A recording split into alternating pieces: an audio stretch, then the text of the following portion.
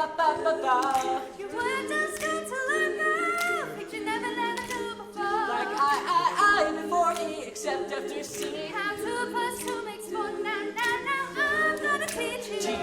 Teach you. All about love, dear. All about love. Sit yourself down and take a seat. Now all you gotta do is repeat after me. A, B, C. Easy as 1, 2, 3. So simple as do, re, mi. A, B, C. 1, 2, 3. You and me. A, B, C. Easy as 1, 2, 3. So simple as do, re, mi. A, B, C.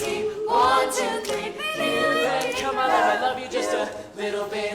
Come on, love you just a Little bit. I'm gonna teach you how to sing it out.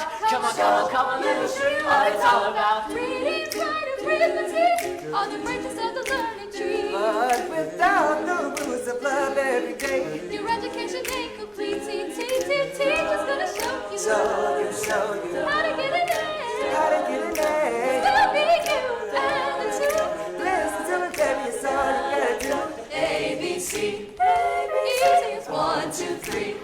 so simple. Do, re, mi. A, B, C. 1, 2, 3. You and me. A, B, C. 1, 2, 3. Do, re, mi. A, B, C. 1, 2, 3. You and me. Come on, y'all. Let's do some learning. I know we all can sing our ABCs. Come on. Come on, y'all. Show us what you can do. Shake it, baby. Oh, 1, 2, 3, baby. yeah. ABC, baby. Come on now. baby. That's how easy love can be. A, B, C. Easy as 1, 2, 3. So simple as do, re, mi. ABC. 1, 2, 3, baby, you and me. Easy as 1, 2, 3. So simple as do, re, mi. ABC. 1, 2, 3, baby, you and me. That's how easy love can be.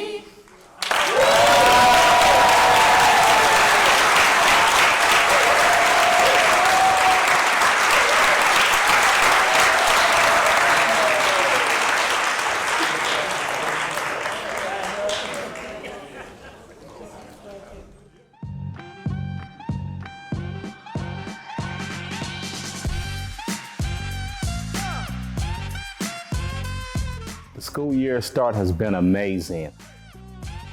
Our kids are thriving. Our kids are excited about coming to school again. My senior year is going great. All my teachers are getting us ready to take the next step in life. One of the reasons we just have to be very clear and very focused about what we're trying to achieve and how we're going to get there is because kids and families are counting on us. Reflection is the entire game. So you can't grow if you don't reevaluate. Reflecting on practice, on experiences. What I learned this year with the kids that I had. What's worked well, what hasn't worked well, how can we get better and do better for kids and for families? I am just thrilled with the way that our school year has already started. You see the students and they're excited to be in school. There is an energy that they have and there is an opportunity that you see. It's you pouring yourself into children 24 hours a day, 7 days a week. Rockdale motivates us to be great people. My teachers push me to thrive. My staff go above and beyond. We have to be more than just teachers. Parents, mentors, psychologists, everything wrapped into one. Teachers take what's currently going on in the world and integrate it into their curriculum. What you strive to want to be, put that into school, and then you can get everything. I'm proud that we can have focus on the things that are going to make the biggest difference in kids' lives. We're meeting students exactly where they are. We have made some tremendous strides. I'm looking forward to growth. I'm looking forward to be a better person, to get good grades. We want them to be able to stand on their own 2 feet. We are preparing these kids to be successful in whatever their passions are. I am CPS. You are CPS. We are CPS.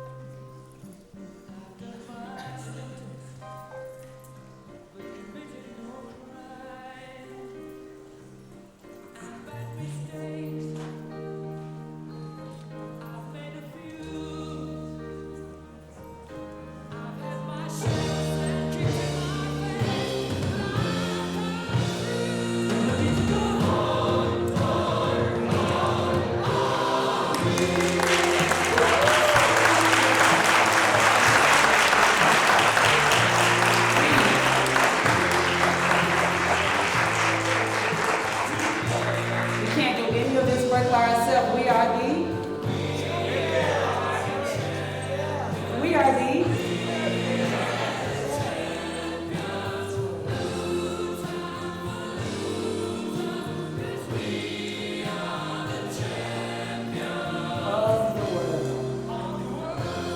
Good evening. Good evening. Thank you so very much for being here tonight as we celebrate such a wonderful school year. This is our second annual State of the Schools address, and I'm thrilled to be here with you tonight. Please give yourselves a round of applause.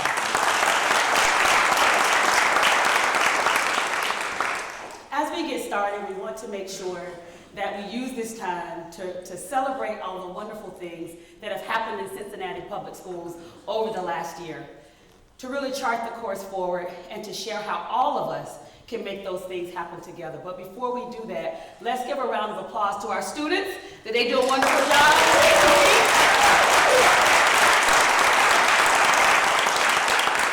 Anytime you're doing anything that's a production, it always takes those that are behind the scenes to make it happen. So we have amazing students that are also behind the scenes that have been here all day, setting up. They mic'd me up when I got here. They make sure we got great pictures. Let's give them a round of applause as well.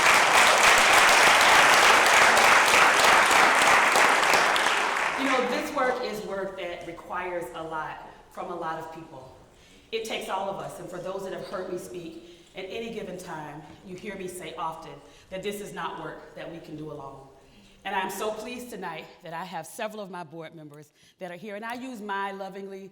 It makes some people uncomfortable, but I can say my if I choose to, and tonight is the State of the Schools address, and I am saying my board members. How about that? I have several of my board members that are here tonight.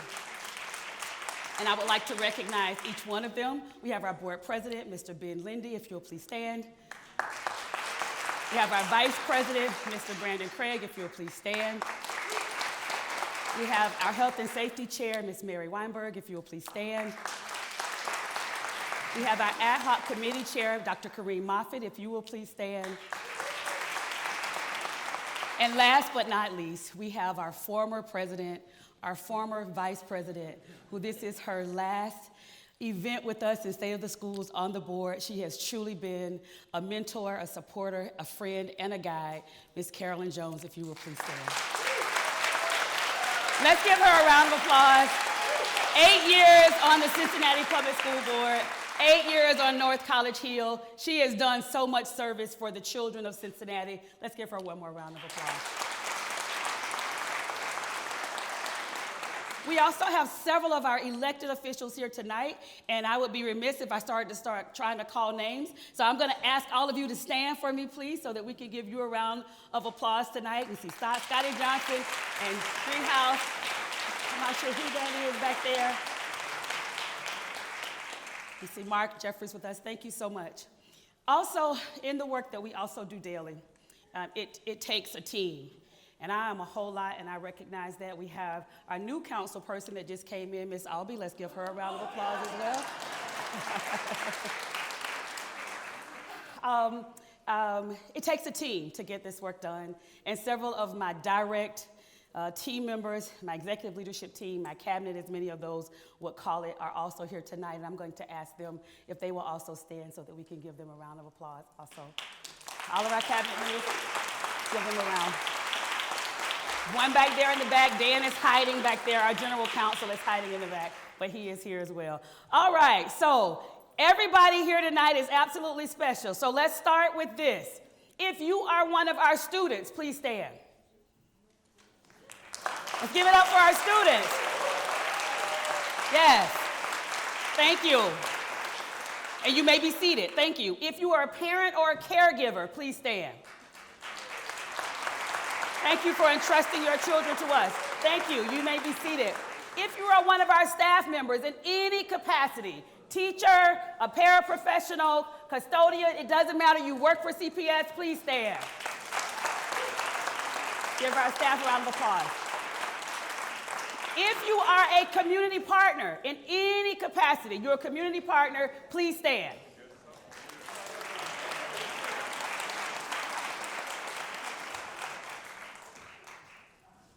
I didn't miss anybody, right? Anybody else that didn't think you fit in any of those, please stand. How about that? We also have, and I do have to also call out specifically, I do need to do this because doing this work, you know, I say that I'm a teacher first and I'm a principal second, and the work that our teachers do every day and the work that our principals do every day is par excellent. There is not much else that you can do that is just as noble as teaching, number one, but also leading a school, number two. So if you are one of our teachers, please stand. Round of applause for our teachers. I think I see Janie, and Janie is one of our longest standing employees in the entire school district, who is also right here at SCPA. If you're one of our principals, please stand. Yes, awesome, thank you so much. And last but not least, they stood in the middle of some of these areas because some are still employees, some are not. But these are also individuals that I work very, very closely with and have learned over the course of the last year and a half to work very, very, very, very, very closely with. If you're one of our union partners, please stand. One of our union leaders. All right, I think I see one or two. I think I see Emily in the back, and I think I see Julie right here. One more round of applause for our union partners. All right, without delay, let's go ahead and get to it. So as we think about, now we're gonna make sure, okay, here we go. We have about 4 things that we're going to discuss tonight, and we're going to do that in a way that just allows you to take the ride with us and also discuss how we're able to engage as we begin to move forward. First, we'll start with highlights from last year. You know, it seems like I've been here for a really long time, but I really only started May the 2nd of 2022. That's a year and a half. The wonderful part about that is I started before the end of a school year, so I have some 2022 graduates already, right? And the full school year was last year, and now we're here together. I really applaud the work of the board, and I thank the board for their support. We have a board-approved mission, vision, and forecast, and a strategic plan, so we'll be talking about our strategic plan tonight, and if we can get a round of applause for having strategy and putting strategy into action, we would appreciate that round of applause right now. Thank you. You've heard us talk about the ABCs, and as we talk through the community, a lot of individuals have connected with the ABCs: academics, behavior, and culture. And I see Cecil Thomas to my right walking down, so let's give him a round of applause. I mean, with these lights here, I think I'm still seeing a whole lot. And last but not least, what we do to continue to be present. So we have a lot of highlights, and this does not cover everything that we have been able to accomplish over the last school year. This is only just the beginning. This is the beginning of our greatness together, and this is the beginning of continuing to catapult our school district, our students, our community to the next level for educational excellence. So just a few of the highlights, you see them on the screen. We started last year with our Back to School Fest in Washington Park. That was our first one out of the gate, and all of our schools were there. This year we did the Back to School Fest as well. We more than doubled the participation from the Back to School Fair, so that was really an exciting time. Last year we also launched our Be Present campaign, and that was our call to action for the community. How many of you have heard of Be Present? Wave at me if you've heard of Be Present. I love this because almost everybody is waving. So that means we're doing something right, and I think, Lincoln, you're helping us get that word out there around Be Present. Whatever it is that you can do, whatever your present is, that's what we ask. That's what we ask that you do in terms of our call to action.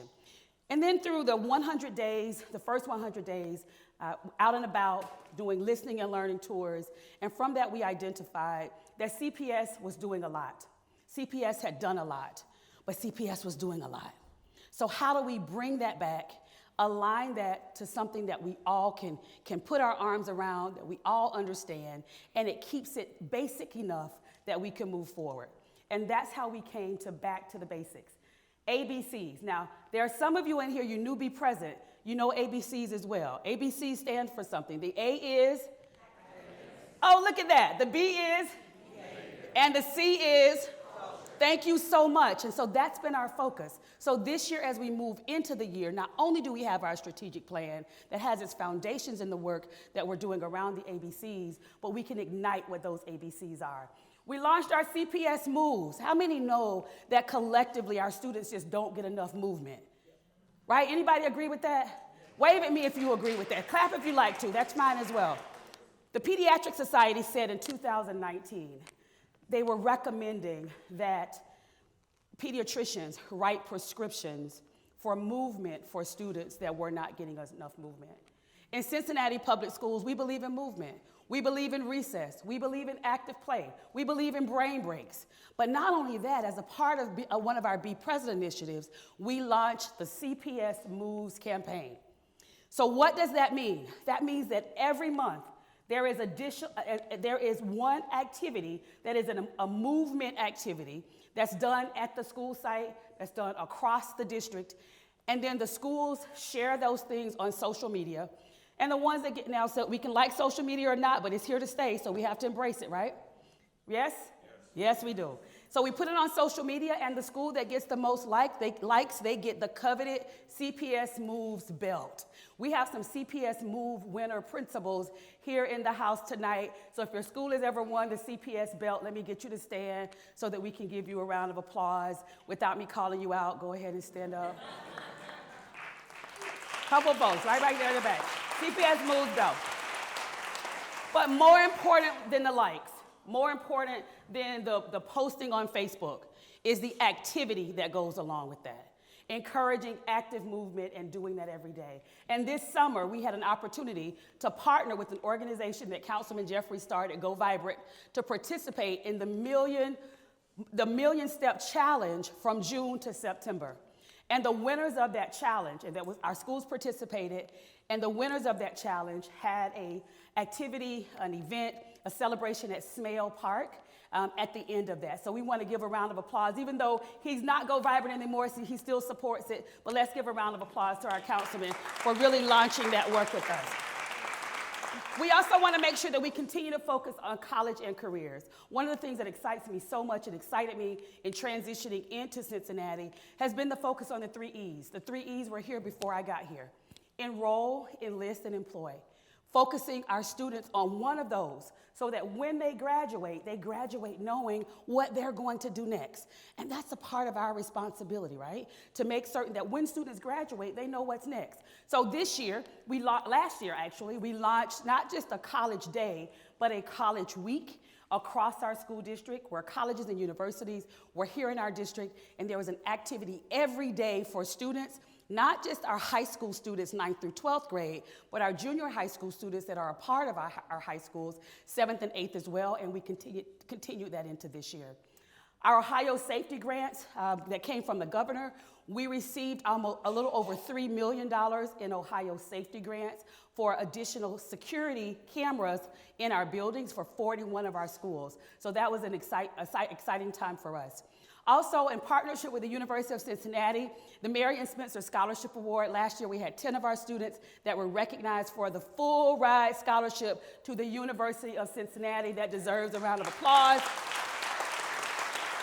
Not only are the students receiving a full ride, that means tuition, room, and board, but they also receive travel abroad as a part of their experience. And so we honor our partnership that we have with the University of Cincinnati. This year we spent some time after getting feedback throughout last year and working with our teams. We spent time on revising our code of conduct, as restorative practices is really something that's near and dear to us that we'll talk about just a little bit later. Our Cincinnati CPS experience. As we are recruiting for our school district, we are not just recruiting for CPS. We want individuals to come here, to live here, to work here, to play here, to stay here. We recruit for the community. This year, we're excited because we launched last year the Cincinnati CPS Experience. We exceeded our pre-pandemic numbers in terms of those that were participating in the recruitment fair. And I do give hats off and applause to our HR department, our principals, and our administrators that supported it, because we have reduced our vacancies by 50% from last year to this year in terms of in-classroom performance. Why is that important? That's important because that means that more certified teachers are standing in front of our children, and that's why it's important. So let's clap for that too. That's really good, really good. Our Golden Plate Award. Oh man, we have some award-winning teams and our leadership for the Golden Plate Award. This is really exciting for us for last year. Jessica Shelley leads our Food Services Department, a part of operations. Not only did she win the award for cafeteria services, but the food service award goes to all food service providers nationally across the country for all industries. And she was the #1 winner right here from Cincinnati Public Schools, right here from Cincinnati. We launched our Black Male Educator Initiative. It is important that we work with our families, that we work with our students, that we work with our staff, and that we employ individuals that look like the children that they serve. Not just employ them, but that we also support them. Our jazz band, our middle school jazz band was in Barcelona this past year, and that was supported by activities beyond the classroom. We launched our All Schools Guide. We passed last year. Our $51 million levy was passed last year. It was a renewal levy, but it had the greatest turnout that it had based on the information provided. You can clap anytime you get ready. We're excited about that. Our communications team, award-winning communications team, won 3 awards just this past year from the National School Public Relations Association, the only communications team in Ohio to do so, right here from Cincinnati Public Schools. Our Adopt a Class Teacher of the Year, we had 2 of our teachers and 1 of our resource coordinators that were winners for that this year. We launched last year our partnership with Central State. They have a new president now, but that's okay. We've made connections with that president as well and continuing to do work together. We launched our on-the-spot scholarship event last year with Central State University. And at the same time, we also launched the first time ever, the superintendent's scholarship as well, given to a senior, $1,000. I started that last year, so now I have to do it every single year. I already know it. Given to a senior, and it's a surprise. So the senior that won the award last year happened to enroll in Central State, so that was an exciting time for her. And the surprise was I went to graduation and honored her at graduation, and she didn't know I was going to be there. Yeah, right? Yes. And she's emailed me since then and shared with me how the scholarship has helped her. I asked her if I could share it with others, and I'm going to make sure that I do that. But that was one of the things that we launched last year. So for one of our seniors will get the award this year. I don't know who it is, but one will get that $1,000 scholarship. Last year we had our All-Star Showcase. We do this every year, but last year it was especially exciting because we raised the most ever for our Project Connect, which supports our students that are experiencing housing insecurity. Raised $15,000 for Project Connect last year through the All-Star Showcase. That deserves an award as well. Project Connect also received Rebecca Beach. I don't know if she's here tonight. Project Connect, Rebecca Beach is the director for Project Connect, manager for Project Connect. Also received the Community Partnership Award as well. Let's give a round of applause for that. A lot of excitement, a lot of conversation, a lot of engagement, but we're excited that we were able, after about 8 or 9 years of the school not belonging to Cincinnati Public Schools, to repurchase the former Bramble and bring it back to the CPS portfolio of schools. So that was exciting for us as well. And not quite done with this part, but one of the things that we launched last year that we're so excited about, as we think about the ABCs, we know that the A is academics, the B is behavior, and the C is...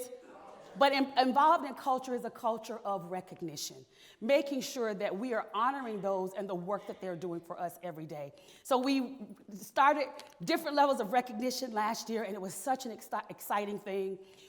Through our partnership with Western and Southern, there has been a Hawkins Educator of the Year award that has been done each year for, I believe, about the last 12 years. This year, we were able to partner with Western and Southern, focus that award a bit on teachers, not changing the name of the award, but the focus on teachers. We had more recommendations and referrals for that award this year than we've had in the history of the awards. So we honored 5 of our teachers as Teachers of the Year. One teacher that actually won the overall Teacher of the Year, Mary Webb, who is a math teacher at Withrow, and she was honored from Western and Southern with a check for her for $10,000, her personal check for her. And guess what? In the early spring, the Western and Southern Hawkins Educator of the Year Award nominations will open again. And so every one of our teachers will have a teacher, every one of our schools, just like they did last year, will have a Teacher of the Year that we can recognize. And at the same time, we'll get down to our finalists and we'll find that one that we'll name during the awards. Also, in partnership with Cincinnatus, we continue the Cincinnatus Awards and the recognition for our teachers, our educators as a part of that. We also launched last year our Employees of the Month Award and our Employees of the Year. And so please go to our website. You can see their great pictures. We honor them every month. And the most exciting thing for the Employee of the Month that is honored is the parking space in the parking lot. And it says Employee of the Month.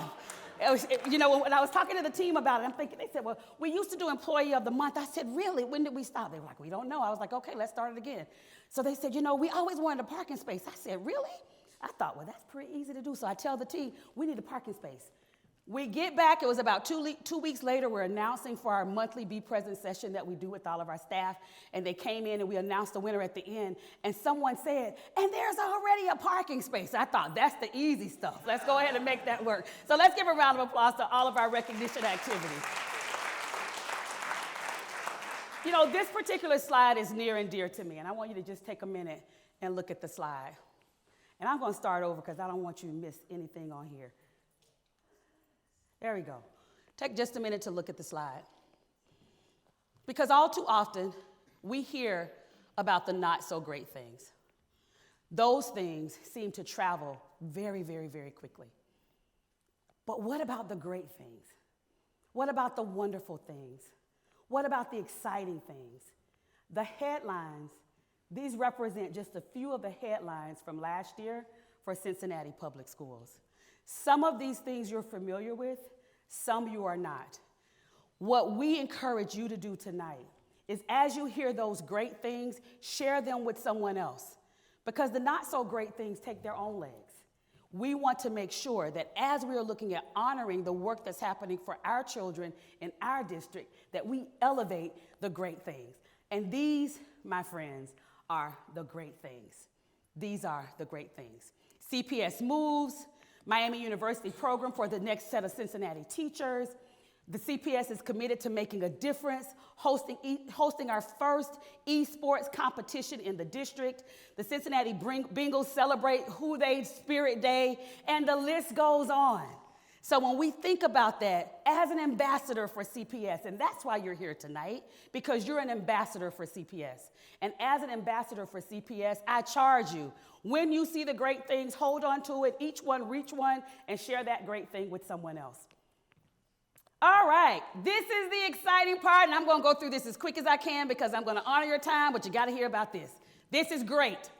So I recognize and I support and I appreciate so much the hard work of the board in moving to a new governance model that's called Student Outcome Focused Governance.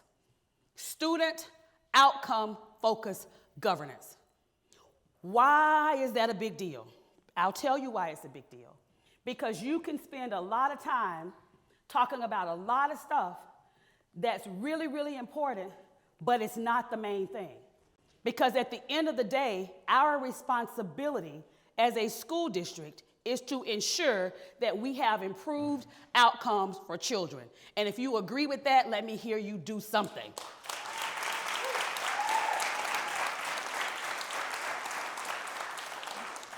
But it's not easy because it's change. It's not easy because it is change. And change takes courage. April was my 30th year in public education, and anybody that's ever heard me speak know that I started when I was 12. Somebody got it. That's right. April was my 30th year in public education. Been around this work for a long, long, long time. So I've had an opportunity to work with, be around, be friends with, see board members in action, see community members in action for a long time. And what do individuals do when it comes to the board? They blur the lines between administration and governance because that's how it always has been. And that's the easy thing to do.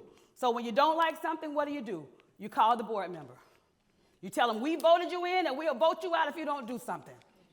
Somebody said it, I hear you laughing, somebody said it. So when you think about doing something that represents change, it takes courage.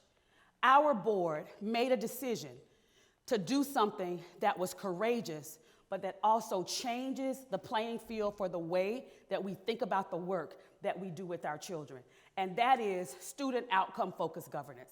So what that means is we have board approved goals, and those goals are the 3, 4, or 5 areas that we're going to focus on for a period of time, and we expect, keyword, we expect to see improvement.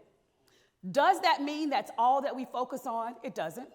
But that means that those are the things that are paramount to the work that we're doing. So as we think about the work we're doing, how we're doing that work, programming that we're doing, initiatives that we're doing, that we're bringing as administration and the board is looking at in terms of approval, we're doing that through the lens of, does it support these things? Those are the goals. What the board also did as a part of that process is they came to you, the community, and got from you, what are the values of our organization? What do we find important? And as we are looking to reach these goals, what do we want to make sure that we honor and that we say to the superintendent, do whatever you need to do to get these goals, to reach these outcomes for children. But as you do that, make sure that you're not messing with these things. Let me tell you what gave me all kind of excitement the other night. Now, I get excited about very, very different things, right?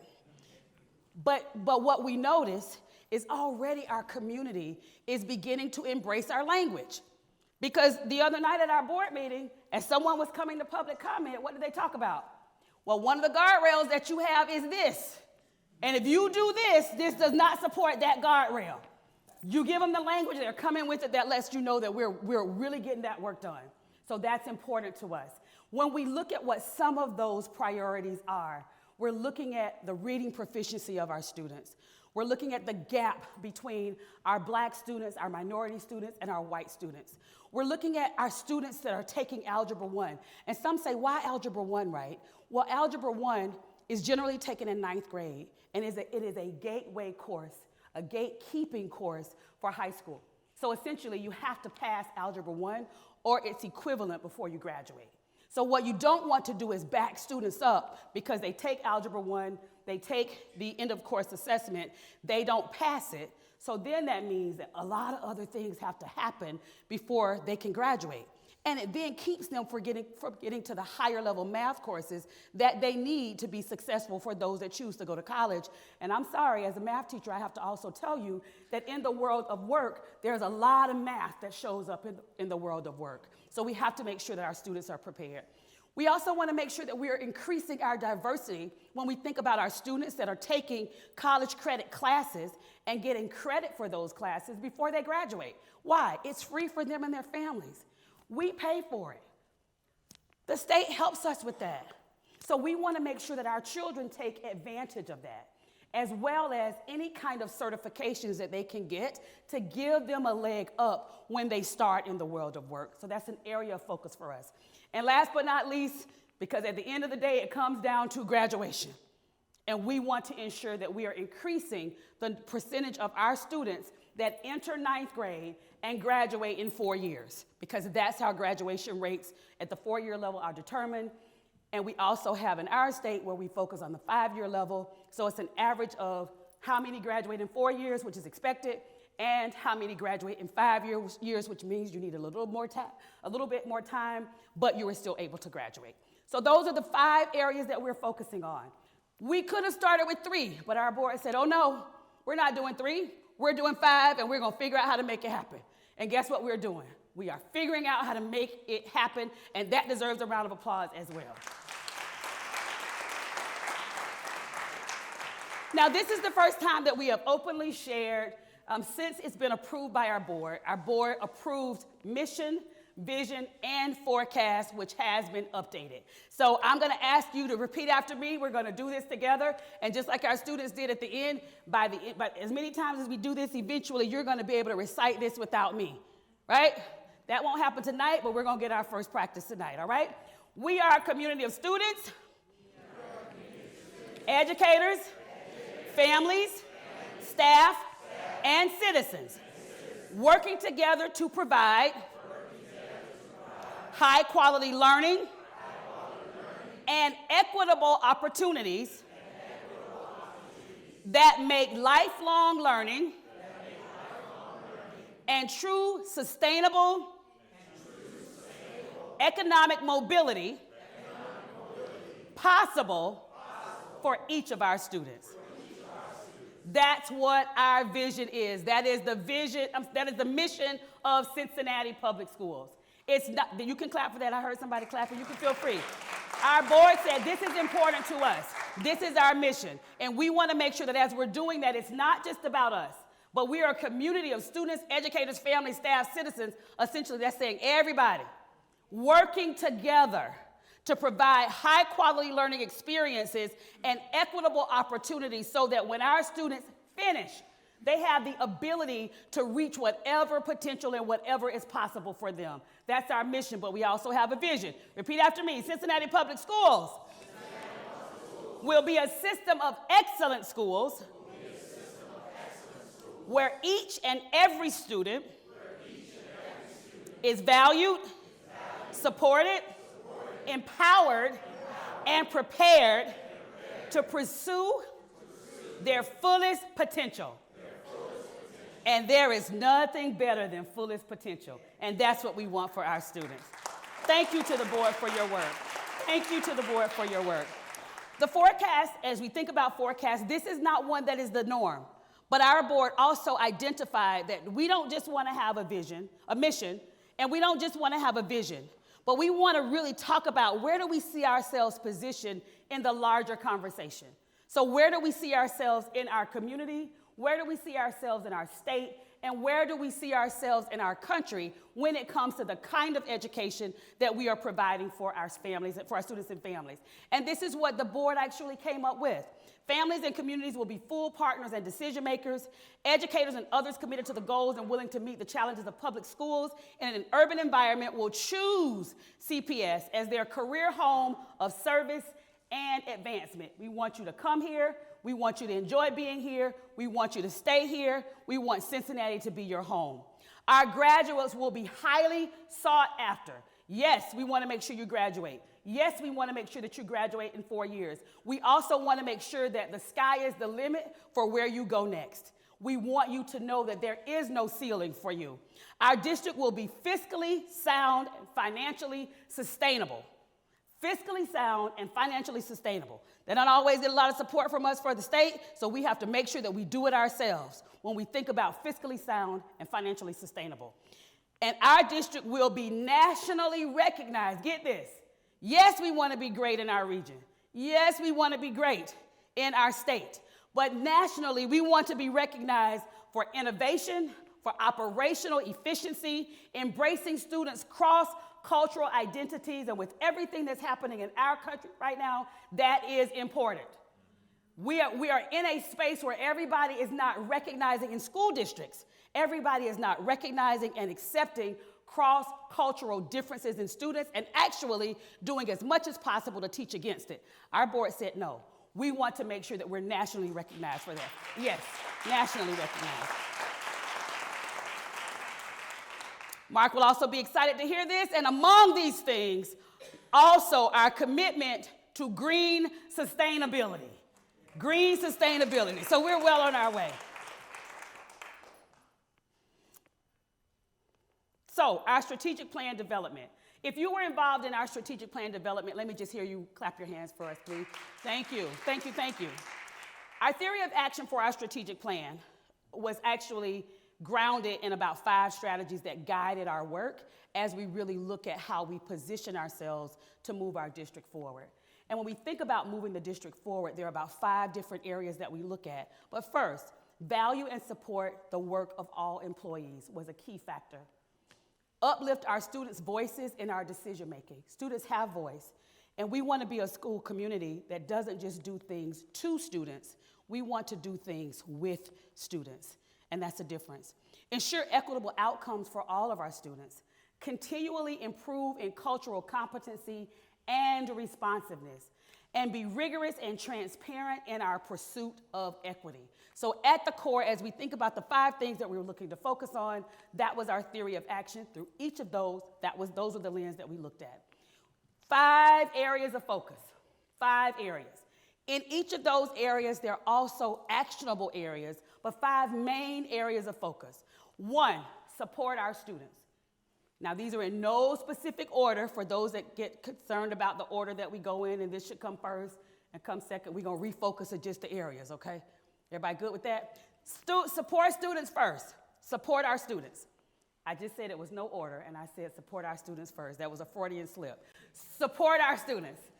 Equip our educators, making sure that whatever our educators need to support our students, we're helping to provide that for them in the classroom. Connect our community, ignite innovation, and optimize operations. Thinking through each of those areas, making sure that our students have the supports that they need to be academically successful. When we think about our students, what are we providing for them? One, that's evidence-based, that makes sure that we're looking at all the multi-tiered systems of support, that we have tier 1 strategies that everyone is receiving high quality educational services. And that from that, we're then looking at how we support students that need additional support, whether it's academic support, whether it's behavioral support, whether it's mental health support, making sure that we're addressing those areas and being responsive to our students. Equitable experiences across our school district, ensuring that our students have access to the wonderful things that are happening in the district, and it doesn't matter what school you're in as you think about equity. Safe and inclusive learning environments. Somebody say safe and inclusive learning environments. We want our schools to be safe first and inclusive. We are the place where everybody comes. Public means just that. It means we serve all, and there is nothing better than being a public school educator because you get the opportunity to serve all. And I must share with you that all means all. If you haven't been to one of our, you can clap for that. That's great. All means all. And last but not least, one that's become so special to us as we think about how we're looking to move forward with our work in supporting our students is restorative practices. How we take the things that students have, the choices that they've made, some not so good, and make those learning experiences for them so that everything doesn't become punitive. How many of you have ever got a second chance for something? I'm gonna raise both hands and feet at the same time, right? All of us. And wow, have we not benefited from that? We've benefited, and some of us are still getting second chances right now. Why? Because we all are human, and we all make mistakes. And we have the opportunity as educators to show our children a better way and to show them that they can make decisions that have a positive impact on them, even if they made a poor decision before. Now, restorative practices is not devoid of consequences. Restorative practices, I'm going to say it again. I've been a restorative practice educator for 20 years. Restorative practices is not devoid of consequences. Because there are some things that happen that you have to have a consequence. I can't talk you through what you did with this when you go and pick up a gun and you shoot somebody and kill them. There is not a restoration for that. Is everybody with me? So you can clap for that. You can clap for that. So it's important that while we have our students as the captive audiences that we have, that we use the experiences. They trust us. Our kids trust us. We love them and they love us. And even the ones that say they don't like school very much, let the school close for too long, right? They really do, because they know every day when they show up, we're going to be there. We are consistent for them. They trust us. And when children trust you, there is not anything they will not do for you. So sometimes you are easing it in that you are teaching them something in the process that's going to be a lifelong experience for them. So that's supporting our students. Our next strategy is equipping our educators, making sure that they have the level of content and information that they need to provide support for our students. It is the district's responsibility to provide high-quality curriculum for teachers so that they are not trying to figure out what they need to do in the classroom. The district has provided for them the necessary resources using best practices. Best practices are best practices because wonderful teachers have been doing those things for many, many years. That's the definition of a best practice. Right? So making sure that as we're looking at curriculum, we're looking at curriculum that is aligned to the standards that our students are assessed on right now. Last year, during our State of the Schools, we shared samples. As some of you were here last year, we shared samples of the assessments that students take. And one of the things that we noticed, I had one parent that stood at the time, and I said, "What were your noticings?" And she said, "I did not realize that the math test had so much reading." right? Because times have changed. Our students are assessed differently. In many instances, maybe they're not going to college, but they're getting a trade. But what is called for them now to do in a trade requires a higher level of thinking than it did years ago. Before I came to Cincinnati, I was in Detroit for 5 years. A lot of family in Detroit, and several of my family members worked in the plants in Detroit. And one of my cousins told me one day, he said, I retired from General Motors. I had been there all of these years, and he did not have a high school diploma. But when he started at General Motors, he didn't need it. He could use his hands. He came in, they had the big parts of the cars, and he said that they were standing on the assembly line, and they were just putting the parts on the assembly line. He said when it changed for him is when the big pieces were no longer big pieces that you could just plug into the cars. But they had to then go back and read to determine which bolt went where based on the way that it was designed on the car. You would think that it's all the same, but for him it was not all the same. So he said to me, as you're working with the children now, share with them that what it took for me 50 years ago, 30 years ago, 40 years ago, it's gonna take something different for them. Make sure that you share that. And that just made my heart smile because it takes something different for our kids, so it's important for us to make sure that we prepare them. Cultural competence, foundational skills, making sure that not only are we culturally competent, we know how to work with the students that we're working with. We have the necessary skills and strategies to work with them, but we also are preparing our students through foundational skills, ensuring that they have the necessary basic reading and math skills to be successful in any other area they go in. And last but not least, but most important as we think about our educators as well, is well-being. Well-being.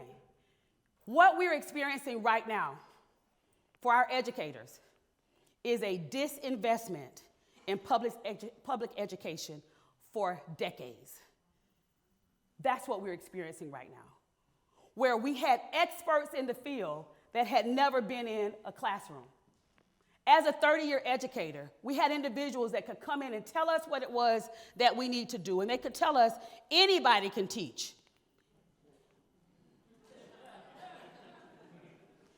Well, we've realized that that's not so true now, is it?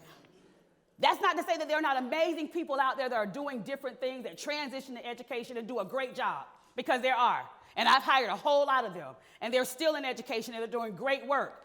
But that still is not everybody. So making sure that as we move forward, we're really focused on the well-being of the people that are in the classroom, working with the students on the front line every day. And if COVID did not teach people anything else, it taught them that everybody could not teach. It taught that. It taught that. Our next strategy is, as we think about where we go next, our third is connecting to our community, making sure that we have community and school alignment. There is so much support from the community for Cincinnati Public Schools that has been built in this community, and making certain that we continue to take the lessons learned from that, to take the things that are positive and continue to move those forward and replicate those, and take the areas that we learned from and do something differently. That we have equitable, again, we see experiences again, equitable experiences for our students, that we continue to invest and reinvest in our local school decision-making committees, our LSDMCs, in policy for our district right now, our LSDMCs. As I was growing up in this work, we called them SAC, School Advisory Council. Here we call them LSDMCs. By any token, it is individuals that have volunteered their time, community members, school leaders, school partners that have volunteered their time and are volunteering their time to give back to the work that we're doing in our schools, and continued post-secondary partnerships with our post-secondary partners. Our fourth area, this is really, ignite innovation.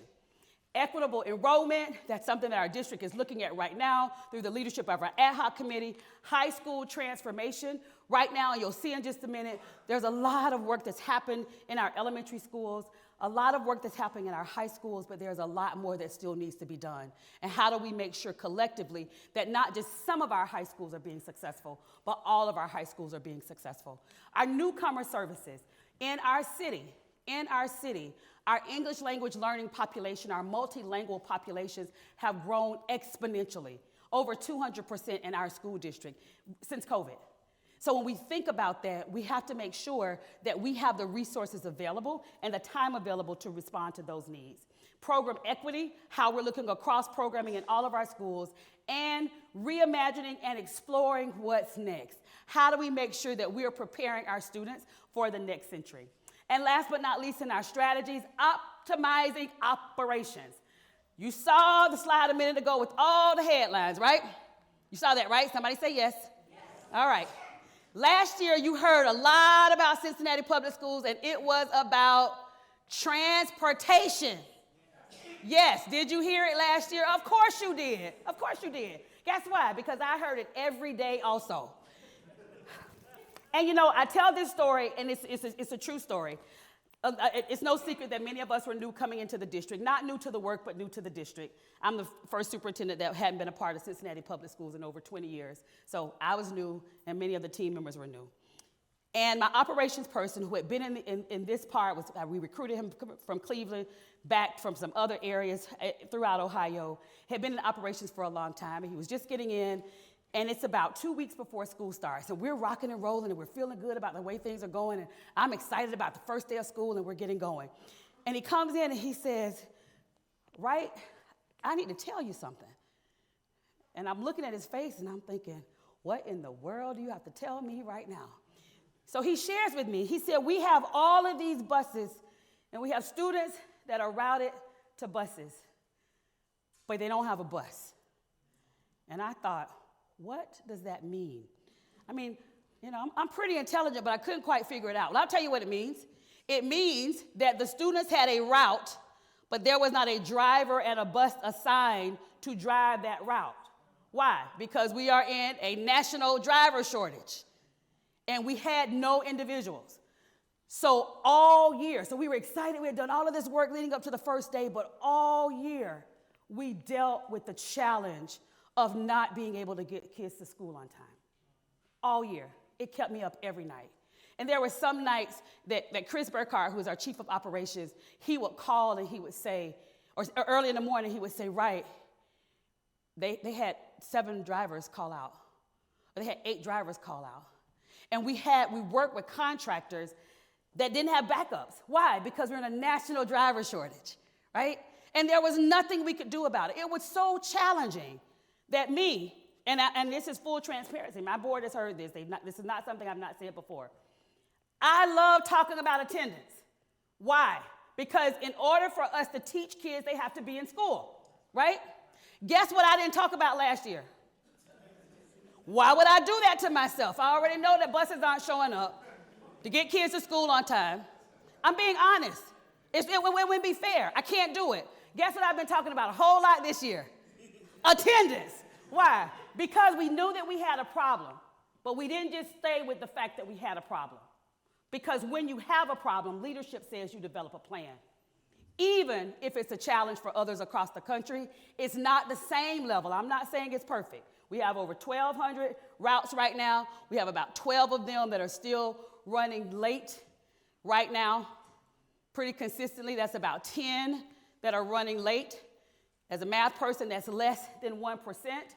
So for those that do positive return on investment, that's a pretty positive return on investment. However, it's not okay for the kids that are on the 10 or 12 buses that are getting them to school late. So we're not giving up.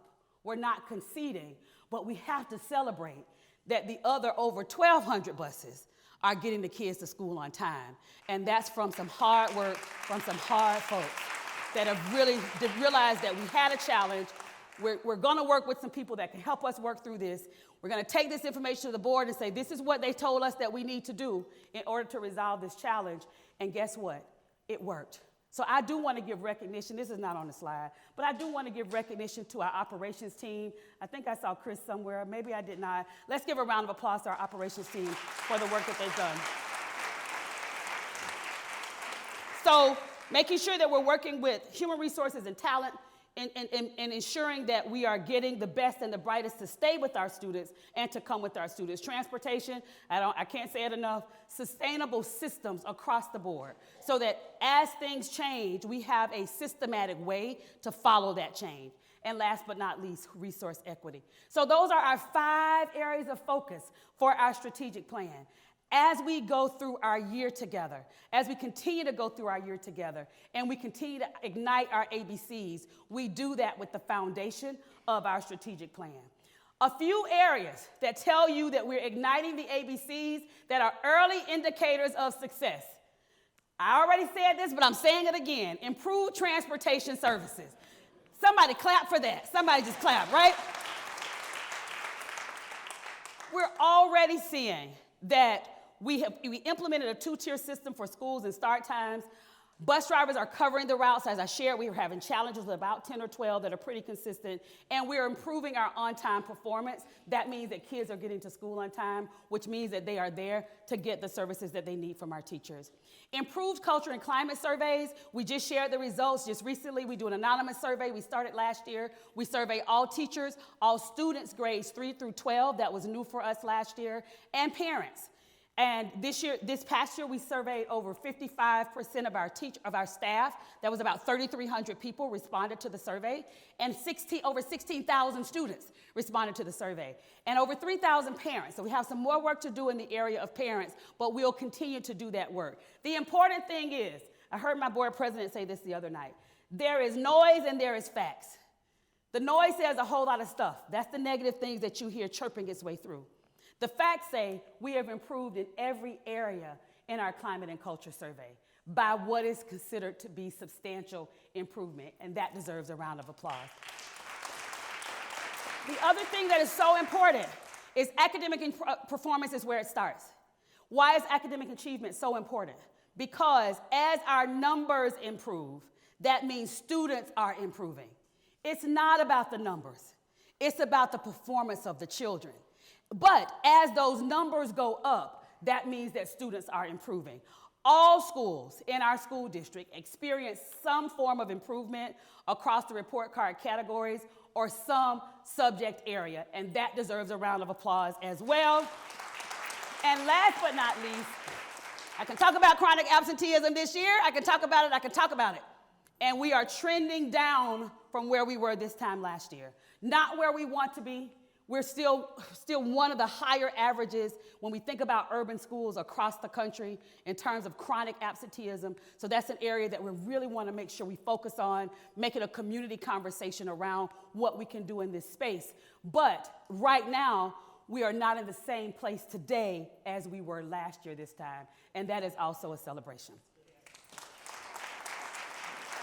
All right, so let's roll this out really, really quickly. Somebody tell me what time it is. I don't have a watch.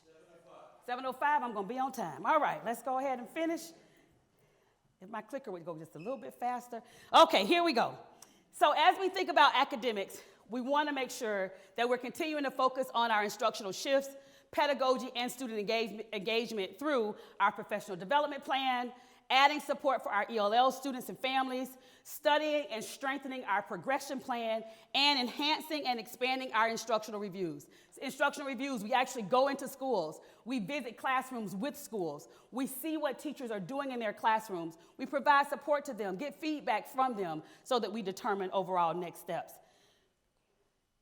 The next, college readiness and a continued focus on career and technical education. This was our overall report card for last year, and we're not doing cartwheels about the report card, okay? However, we do have to celebrate the successes because small successes lead to large wins. When we think about our report card, grades had not been given in the state since 2018-19. The last time grades were given in the state, it was an A to F graded system for the schools and the district. And then we know COVID hit in 1920. There was a change in the way that schools were assessed for accountability. So it went from an A to F system to a 5-star system, with 5 being the best and 1 not being the best. Everybody with me? So that's the difference. In these 4 areas, in these 5 areas, and the 6th area will pick up and be rated this school year, not rated until actually 25 instead of 23. So in each of the areas, when we look at where we were, we had an overall 2-star for the district. The last time that the district was graded, the district had a D. So this would be equivalent to where the district was in terms of the grading at that time. But there are some areas to pull out, areas of celebration. Overall, even though we earned 2 stars, and as a math teacher and my other math enthusiasts in the room, this will make you as ill as it made me, we were 0.018 points, 0.018 points away from reaching a 2.5 star. That's the kind of thing that keeps you up at night. Because if you're gonna miss it, you wanna miss it by a whole bunch. You know, I have some elected officials in the room, so they know when you start looking at the numbers in polling, you want it to be a whole lot, right? Because you beat yourself up a whole lot when it's real close, right? If it's not that close, you think, okay, that was a whole lot I could do. But when it's real close, what street did I miss while I was doing that, right? This is the same thing here. And in terms of this, when we dig into the numbers here, it was the impact of 4 children in early literacy that kept us from this space. So we know that, but that's great that we know it because we know how to then address the work moving forward. Important part, and this is to celebrate, and I want somebody to capture this. 63% of our schools, of our elementary schools, 63%, 27 of 43 earned a 3, 4, or 5 star. 63%. 33% of our high schools earned a 3, 4, or 5 star. We're not quite done. For achievement, when we think about the Ohio 8, and Ohio 8, I think everyone knows the Ohio 8 districts. It's the 8 largest urban school districts in Ohio. We're the first among the Ohio 8. In achievement, 60%, 12 of our tested areas show growth on the overall state assessment. 12 of the 20 areas, 60%, that deserves a round of applause as well.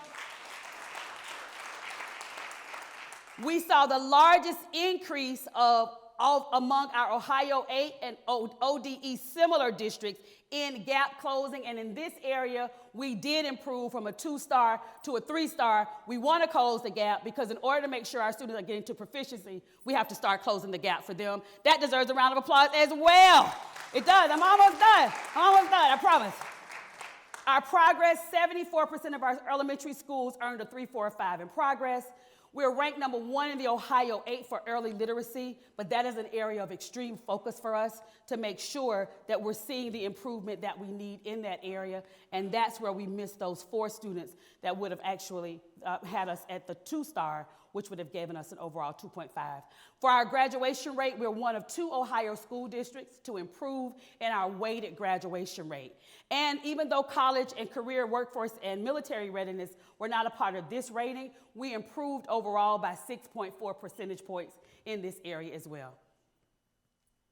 Overall, for the school year 18-19, 39% of the schools in the district were graded an A, B, or C.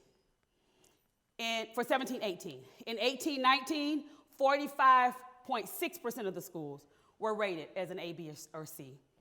The next rating was this past year. 54% of our schools were rated at a 3, 4, or 5 star. And that deserves recognition. So we're on the right track. Lots still to be done, but on the right track. As we continue to move forward, we want to make sure that we recognize, and there's a lot of information in terms of how we're looking to move forward, but we think about academics and academic excellence. This year, I know, yeah, somebody get ready to clap already? I can't get it out yet. I can't get it out fast enough. The last time that Walnut Hills was identified as a national blue ribbon school was in 1984 until this year. So on Thursday, I will be headed out to Washington, D.C. with the Walnut Hills team as they will be recognized as the only comprehensive school in Ohio to earn the merited National Blue Ribbon School Award. Let's give it up for John Chambers as the principal of Walnut Hills High School. You have something else? Congratulations to you. Oh, we can do better than that. There is excellence in the house.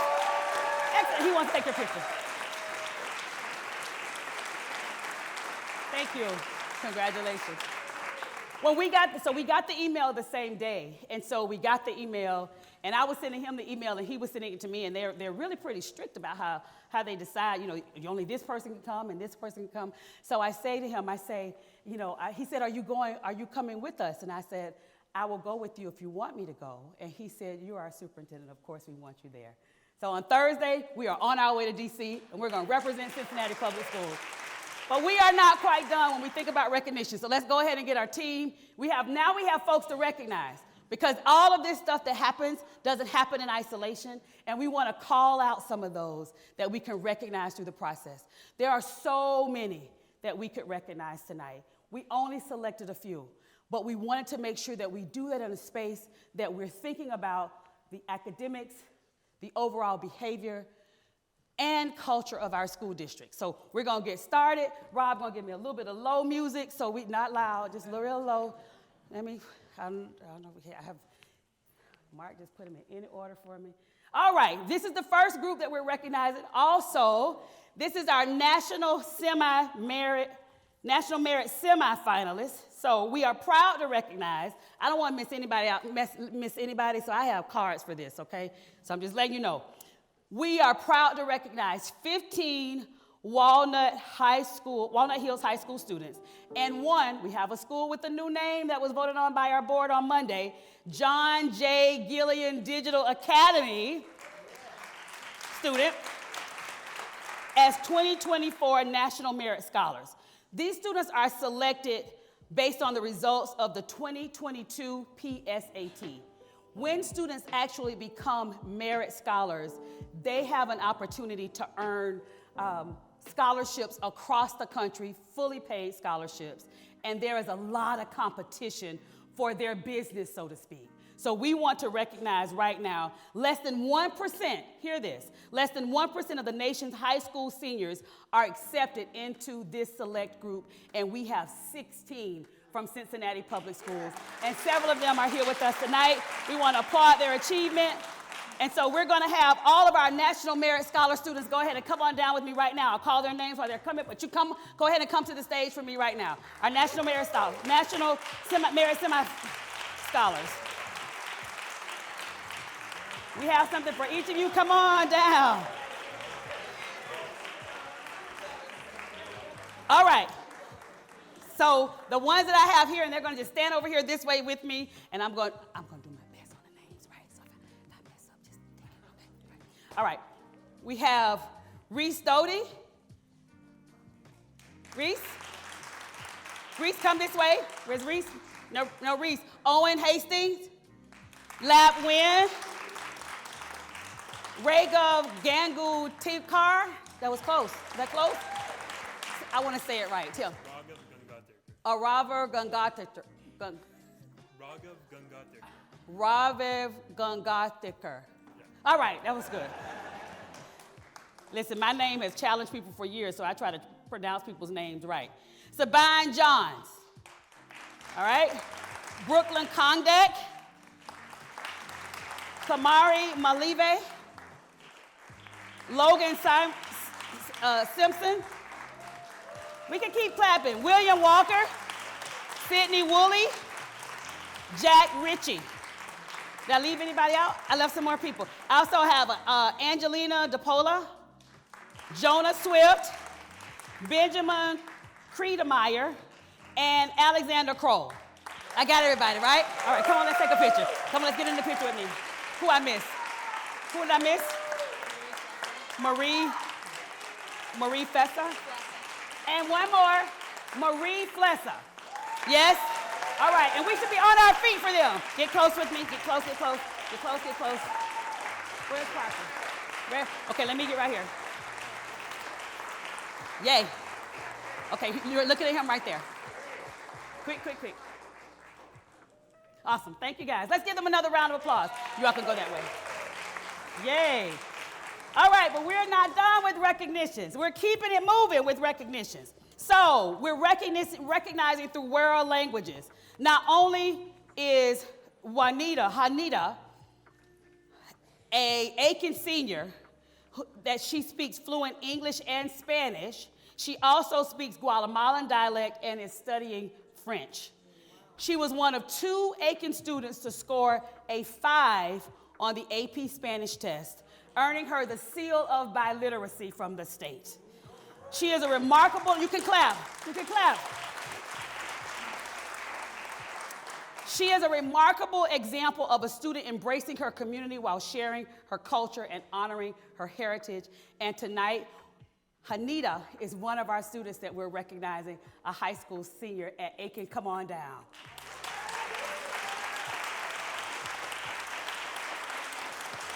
Also from Aiken,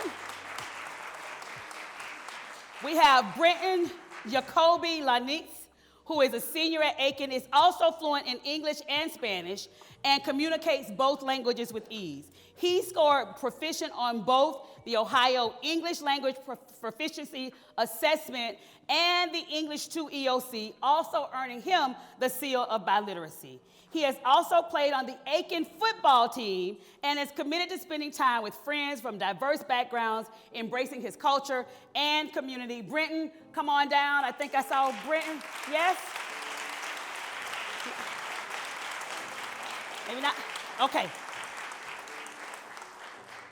Right there. Congratulations. Congratulations. All right. Woo! Now we move into some of our community partners, and we have amazing community partners, so we could have recognized a whole lot of community partners. Tonight we're doing 2 or 3 or 4. We're gonna recognize them. Our first one is Sonia Foltz with Adopt a Class. Sonia is the executive director of Adopt a Class and has dedicated her professional career to creating academic opportunities for students. Currently, she's committed to serving our students and providing opportunity with hundreds of volunteers in our classrooms in 24 CPS schools, and one of her newest set of volunteers is the city of Cincinnati. Sonia could not be here tonight, but she did send someone tonight to represent. Come on down. She's representing Sonia tonight.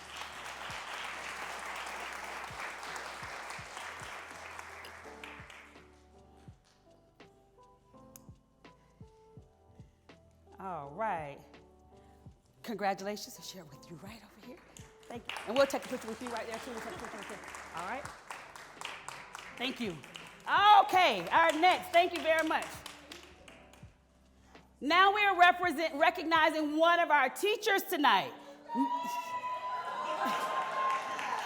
has a whole fan club here with her tonight. I love it. Get this. Miss Gabrielle Reese is a 3rd grade math teacher at Westwood. She fosters the expectation that all students can and will be successful. She is a wealth of knowledge to help guide planning and implementation of effective math.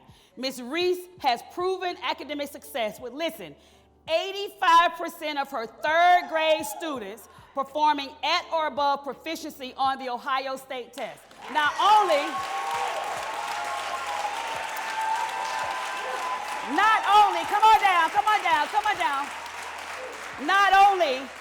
did that score outperform any of the district, but it outperformed the state.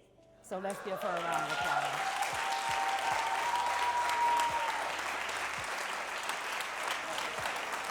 Oh, keep it coming. We got her right over there. We're gonna take a picture right there. Congratulations. Let's give her another round of applause. We are not done. The name of the game is 3rd grade tonight, right? So we have a 3rd grade ELA teacher from Hayes Porter. Miss Alice Jones is with us tonight. I think I saw Miss Jones over the left. Come on down, Miss Jones. All right, Ms. Jones is a stellar English language arts teacher who goes above and beyond, believing that all students can learn and pushing them to do so. Ms. Jones also hosts a homework club for students to receive support before, during, or after school. She fully embraces her role, viewing it as more than a job but a calling.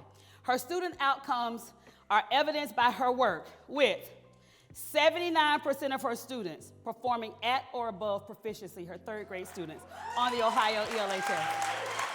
That also outperformed the district and matched the state. Let's give her a round of applause. Congratulations to you. Thank you. No, we gotta get a picture. Awesome, thank you. Yes! Yay! I'm so excited, I love it.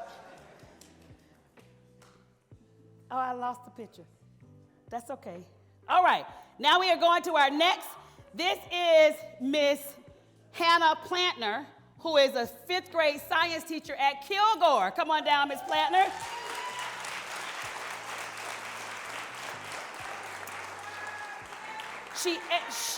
She uses the curriculum with fidelity and enthusiasm as a result of her positive classroom environment and highly engaged lessons. Ms. Plantner's students outperform all of the other state and local districts on the Ohio 5th grade science test. Let's give it up for her as well. Congratulations. Congratulations. Woo! Yes, last but not least, I love it. Another 5th grade science. Any science lovers in the house? Yes. Now let me tell you why this is so very special. Let me read it first and I'll tell you why it's very special. So Miss Borez, Sarah Borez, yes, okay, is at Fairview Clifton German Language School. She's an aspiring teacher exemplifying high expectations and excitement for learning to her students. She is engaged in the art of teaching and learning at Fairview and at the district, supporting teachers and the science department. She believes in hands-on science experiences and makes learning come alive for her students. She ensures an unforgettable student experience, encouraging discourse, hands-on learning, writing across the content, and her classroom even features a Madagascar hissing cockroach. Yes. Let me tell you what's exciting about this. So when she realized she was being recognized tonight, she sent me a message. She had a medical procedure today, so she could not attend. However, she asked if it's okay for her husband to come and get her award, and she would be watching online. So her husband, Gary, is here tonight to get recognized for her. And we appreciate you watching online and what you do every day. Thank you so much. We're going to take a picture with you, too. With the bag. We'll take a picture with you, too, for her. Thank you. You rock, you rock. Just want you to know, you rock. You're out there online. We know you see. We see you, and we're going to give another round of applause for you, even with your medical procedure. All right, as we continue in our recognition, as we wind down, we begin to think about behavior. We talked already about our revised student code of conduct.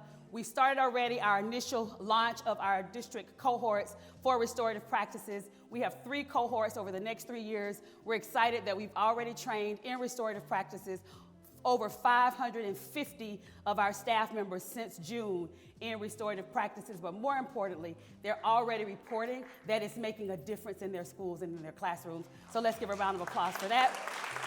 And our expanded work around PBIS.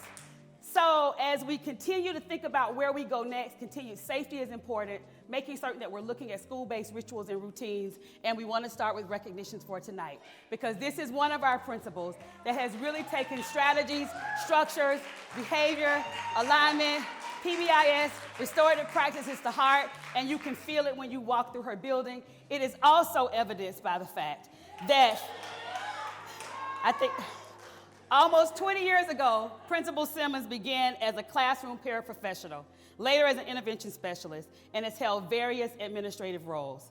South Avondale earned, for the first time in over 10 years, I believe the number is actually 12, earned 3 stars and excelled in the Ohio report card, exceeding growth expectations. And we want to recognize Principal April Simmons at this time.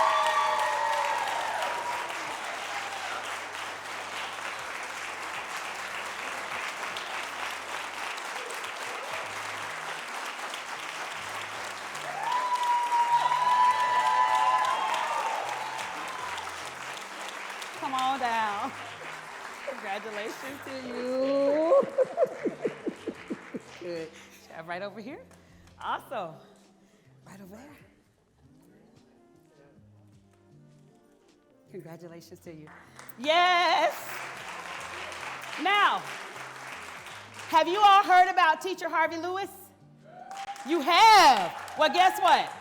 He is a committed, tenacious government and financial literacy teacher, frequently ranking among the top 3 government teachers in the district in academic achievement.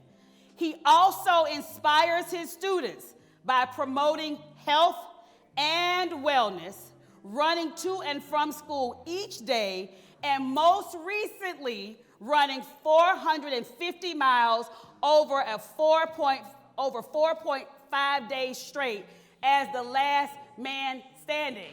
So not only is he a beast on the court while he's running, but he's a beast in the classroom. Let's give it up for Mr. Harvey Lewis.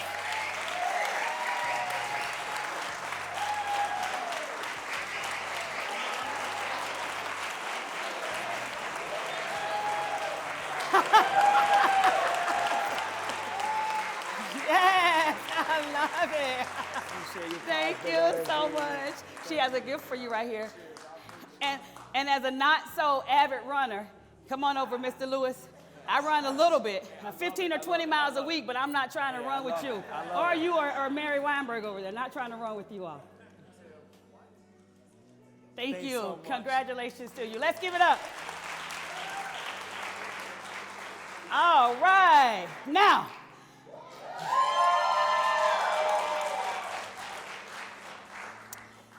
Dr. Jennifer Williams takes the focus on behavior to a whole new level. Principal Williams of Hughes STEM High School held a number of positions within CPS over the past 25 years. Science teacher, curriculum manager, assistant principal, and now principal at Hughes.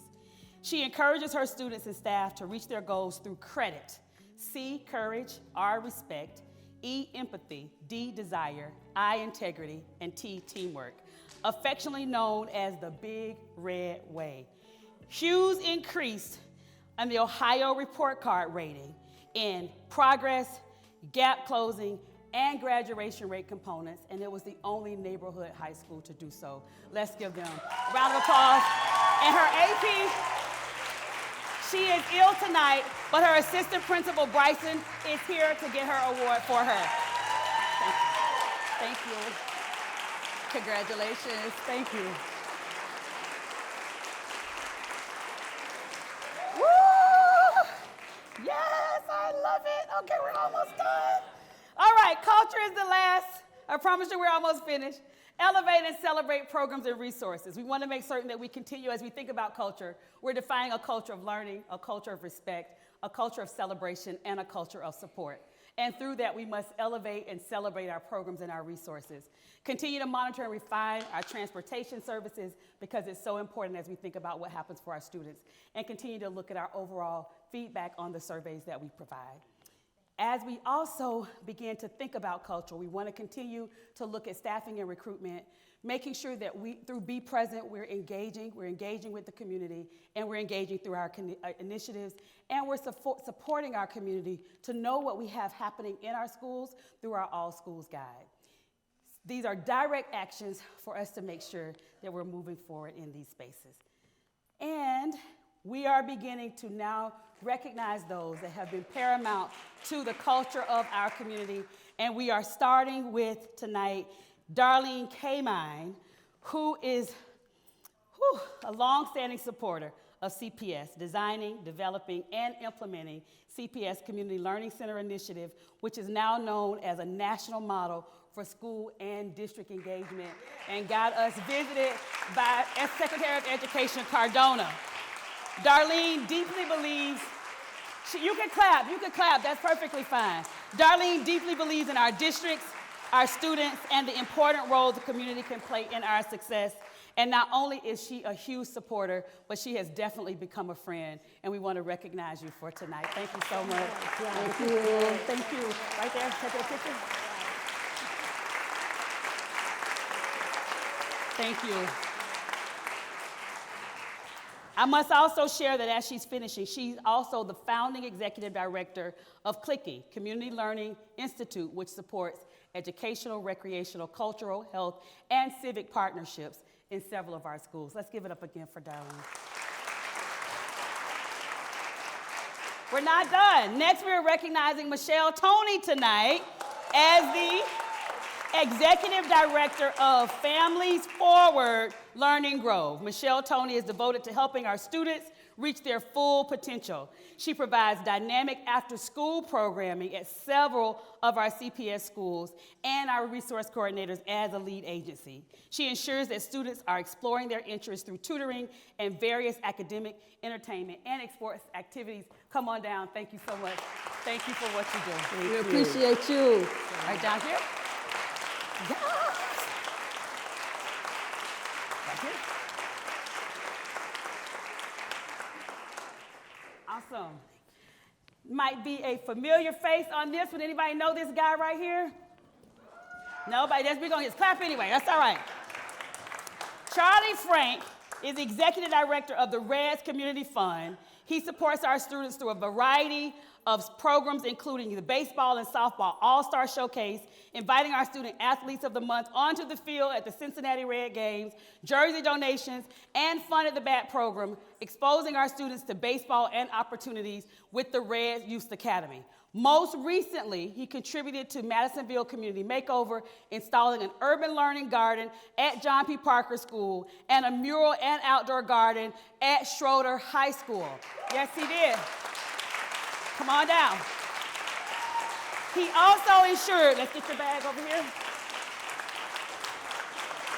He also ensured that yours truly got to throw out the first pitch at the Reds game. So let's give him a round of applause. Thank you for your support. Thank you so much. Thank you so much. Thank you. Let's give Charlie a round of applause. We're continuing to think about culture, and we have another oily Olympian in the making. She's a 7th grade Walnut Hills school student. Althea Davis proudly represents Cincinnati this summer at the USA Track and Field National Junior Olympic Championships, competing in the 100, the 200, and 400 meter races. She's inspired to grow as an athlete and competitor, and we're inspired by her accomplishments. Congratulations to you. Picture right there. Congratulations. I love it. I love it. We're almost done. We're almost done, but this is the real stuff, right? This is the good stuff. We are recognizing one of our own building engineers, Mr. Daughtry from Carson.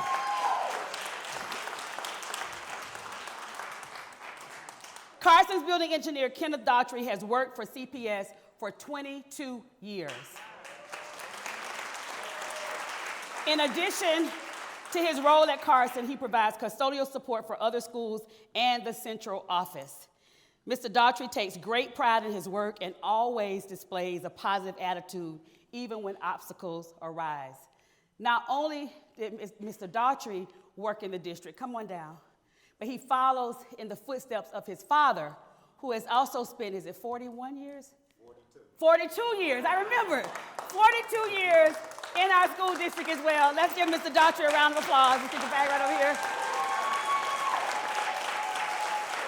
Congratulations. Thank you.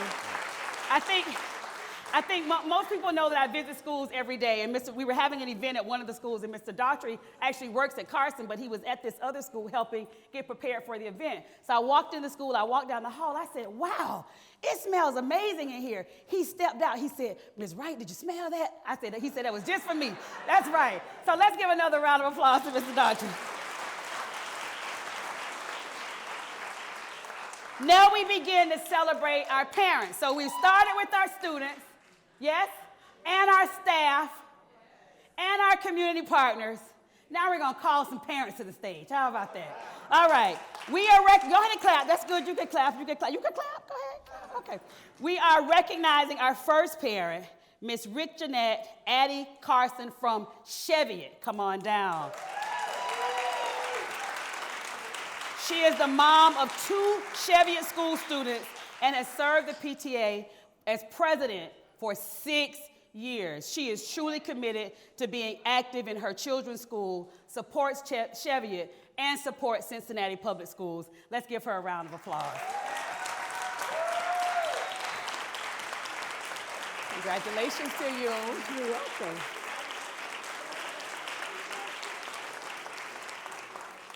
Thank you so much. Our next parent that we are recognizing today is at as many events. Miss Abria Drummond from Fairview is at as many district events as I am at. So let's give her a round of applause. She is the mom of 3 Fairview Clifton German School students. She serves as parent president and loves volunteering with various programs and extracurricular activities. Again, she is a huge supporter of Fairview, but a staunch supporter of Cincinnati Public Schools. Let's give her a round of applause. Congratulations. Congratulations. Thank you. You're welcome.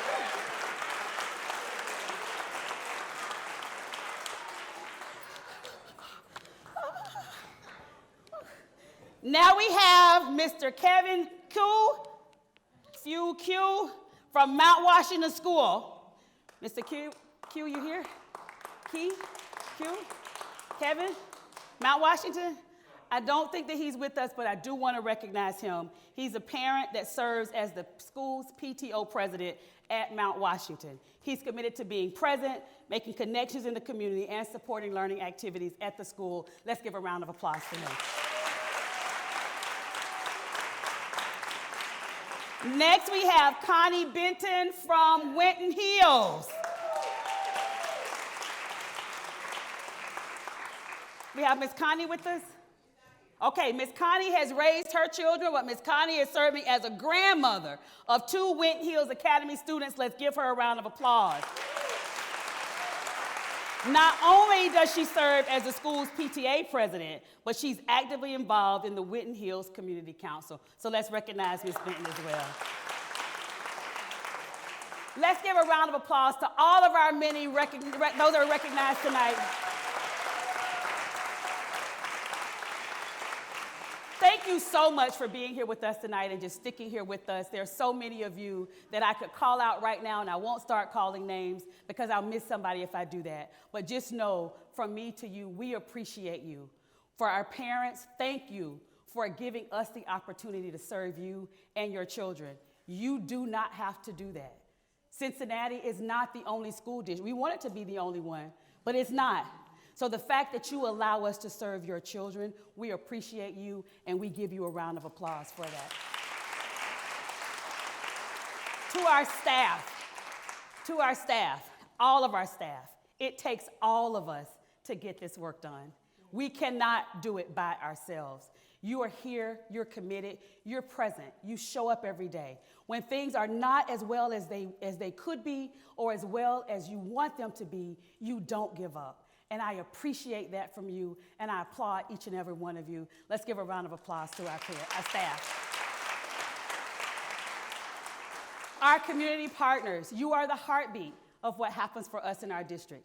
You support the work that we're doing. You speak well of us in the community. You give of your time, your talent, and your resources to the work that we're doing. And you don't have to do that. Many of our community partners don't have children in our district. Their children have graduated and moved on. Or they've never had kids at all, but they know the importance of everyone wrapping their arms around our children. It truly takes a village, and thank you for being a part of that village. Let's give it up to our community partners as well. So, as we prepare to close our evening, what a night. What a night. There are more opportunities for you to engage. Every month, we have a superintendent town hall. We called it Be President. I was talking to a parent that's a community supporter in the area, and she said to me, she said, right, you need to do something every month where you just go out and talk to people every month. And I said, well, I've been doing that since last August. She said, yeah, but people don't know what it is. I thought, okay, let me change the name. So it's not just Be President anymore. It's the Superintendent Community Town Hall, because I was saying Be President. Nobody knew what that meant apparently, but you know what a town hall means. So come out to the town hall. I do them once a month across the community. So thank you for that feedback. Thank you for sharing it with us. We do those monthly, and they're in communities all over the district, all over the city. If you have an area, wherever you are, I will come. because it is important that we tell the story of Cincinnati Public Schools, because we will be the first choice school district in this city. We will be the first choice school district. You can go online to get a list of where our sessions are. If you would like for us to host a session at your location or your area, you can share that with our communications team. The other thing that's really important for our community is we are at a point where we need to talk about budget. So we're having budget community town hall engagement sessions. We would like for you to be a part of that. We've listed them on the screen, but if you want to learn more, we have some that are in person, some that are virtual. They're open to everybody because this is going to take feedback from everybody for us to determine how we deal with the fact that we no longer have the money that came from the federal government as a result of COVID. So we want your feedback. We don't want to do this alone because we want to own it with you. When we share the information with the board, give them proposals, the first thing they're going to ask me is what kind of engagement that we have. So we want to get in front of the engagement piece to make sure that we're doing and making the best recommendations and decisions for our students. Last but not least, follow us on our sites. We wish that we could pick up the phone every day and call you when something was happening, but we don't have the ability to do that. But we do have social media. Wave at me if you're on any social media platform. Most people in this room are on some social media platform. We're on every one of those. Follow us on one of those sites. Other ways that you can be present. You can be present in presence, in person. Take the pledge and volunteer. You can be present in thought. Maybe you're past the stage of wanting to go out and volunteer, but you can think positively about us. You can share the positive things that you know that are happening in the district. If you hear something that's not so positive, reach out to us so that we can address whatever concern that you're hearing.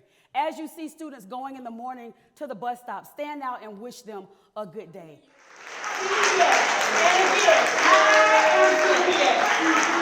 You are CPS.